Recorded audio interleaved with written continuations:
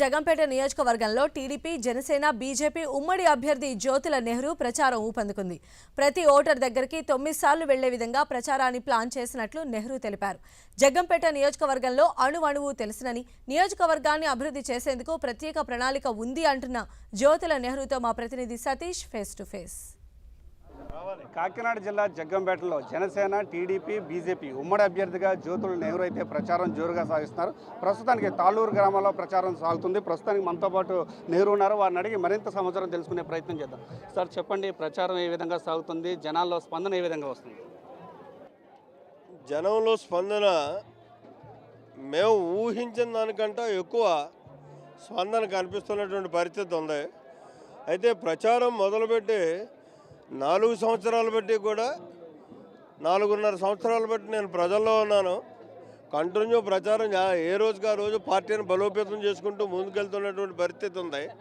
మాకు కలిసి వచ్చిన అదృష్టం ఏంటంటే ఇటు జనసేన, బీజేపీ కూడా పొత్తులో రావడం, వాళ్ళందరూ కలిసి వాళ్ళ బలపరిచినటువంటి అభ్యర్థిగా తెలుగుదేశం పార్టీ తరఫున నేను పోటీ చేయడం, ఇది కలిసి వచ్చినటువంటి అదృష్టం. మరి తప్పగా విజయం మాత్రం సాధిస్తాను నేను. అందుకోసమే తాళ్ళూరు వెంకటేశ్వర స్వామి సన్నిధి నుంచి ఈ ప్రచార రథయాత్ర ప్రారంభించాలని, దీన్ని 20 రోజుల్లో మొత్తం నియోజకవర్గం అంతా పర్యటించి మళ్ళీ రెండో దఫ మళ్ళీ పర్యటించాలని 2 సార్లు ఈ నియోజకవర్గంలో ప్రచార రథం ద్వారా నేను ప్రజల్ని కలవాలని చెప్పేసి ఒక ప్లాన్ ఆఫ్ యాక్షన్ తయారు చేసుకున్నాను. అదే రకంగా నా కుటుంబ సభ్యులు, మా అబ్బాయి డోర్ టు డోర్ తిరుగుతున్నాడు. అలాగే మా కోడలు లక్ష్మీదేవి ఒక పక్క డోర్ టు డోర్ తిరుగుతుంది. మా అమ్మాయి సునీత ఒక పక్క డోర్ టు డోర్ తిరుగుతుంది. ఇంకా మా నాయకులందరూ కూడా రేపటి నుంచి దళిత గళం అని చెప్పేసి ఒక ప్రచార రథంతో వాళ్ళు వెళ్తారు. రెండోది యువగళం అని చెప్పి వాళ్ళు వెళ్తారు. ఇక సమగ్ర ప్రచార యాత్ర అంటే బీజేపీ, జనసేన, తెలుగుదేశం నాయకులు కలిపి ఉమ్మడిగా వాళ్ళు ఒక గ్రూప్గా వెళ్తారు. అంటే మా ఆలోచన విధానం ఏంటంటే సుమారు 9 సార్లు వాటర్ని ఈ రోజు నుంచి 9 సార్లు కలవాలి అనేటటువంటి ఆలోచనతో మేము ఈ ఎన్నికల ప్రణాళికను సిద్ధం చేసుకున్నాం. ఆ రకంగానే ముందుకెళ్తాం. అంటే టీడీపీలో కనుక గత 3 నెలల నుంచి కనుక చూసుకుంటే కనుక ఎక్కువ చేరికలు జరిగినాయి. అసలు అన్ని చేరికలు జరగడానికి కారణం ఏంటంటే ఇక్కడ ఒకటి ప్రధానంగా ఈ ప్రభుత్వ వైఫల్యం, జగన్మోహన్ రెడ్డి యొక్క అసమర్థత పాలన కారణంగా ఎక్కువ స్పందన, స్థానిక నాయకుల యొక్క ఫెయిల్యూర్, వైసీపీ స్థానిక నాయకుల యొక్క ఫెయిల్యూర్స్, 2 నా మీద ఉన్నటువంటి అచంచలమైనటువంటి నమ్మకం, ఈ 3 తోటి ఈ ఎన్నికలు ఇలా కొనసాగుతూనే ఉన్నాయి. మాకు జాయినింగ్స్ నిన్నైతే రాత్రి 11 గంటల దాకా కూడా బూరుపూడిలో 11 గంటలకే 300 మందిని జాయిన్ చేసుకున్నాను.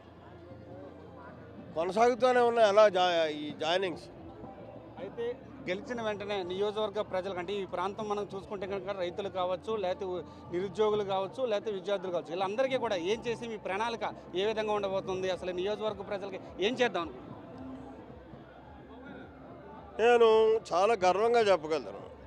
ప్రతి అణువణువు ఈ నియోజకవర్గంలో ఎవరికి ఏం కావాలి, ఏ ప్రాంతానికి ఏం ఉండాలి, దేన్ని నేను చేయగలిగితే ఈ ప్రజలకు అవసరాలు తీరుతాయన్న దాన్ని పూర్తి అవగాహన ఉన్నటువంటి వ్యక్తిని. అందులో భాగంగా ప్రధానంగా నిరుద్యోగ సమస్య తీర్చడానికి ఇండస్ట్రీస్ని తేవాలనే ఆలోచనతో ఉన్నాను.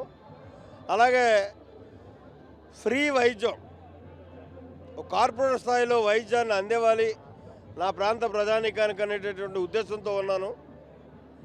అలాగే విద్య, ప్రతి సామాన్యుడికి కూడా ఉన్నత విద్యను అందించేటటువంటి విధానంలో ఒక విధానాన్ని తీసుకురావాలని చెప్పి ప్రత్యేక ఉద్దేశంతో ఉన్నాను. అలాగే మాది వ్యవసాయ ప్రాంతం కాబట్టి వ్యవసాయ వనరులు సమకూర్చుకుంటూ రైతాంగానికి కావాల్సినటువంటి నీటి వనరులను సమీకరణ చేస్తూ మళ్ళీ పునర్వ్యవస్థీకరించాలి మా ప్రాంతంలో ఉన్నటువంటి నీటి వనరులని అనేటటువంటి ఆలోచన. వీటన్నిటినీ ప్రధానంగా పెట్టుకుని నేను ముందుకెళ్తున్నటువంటి పరిస్థితి ఉంది. ఇక నాకు ఫౌండేషన్ ఉంది, జ్యోతుల నెహ్రూ ఫౌండేషన్.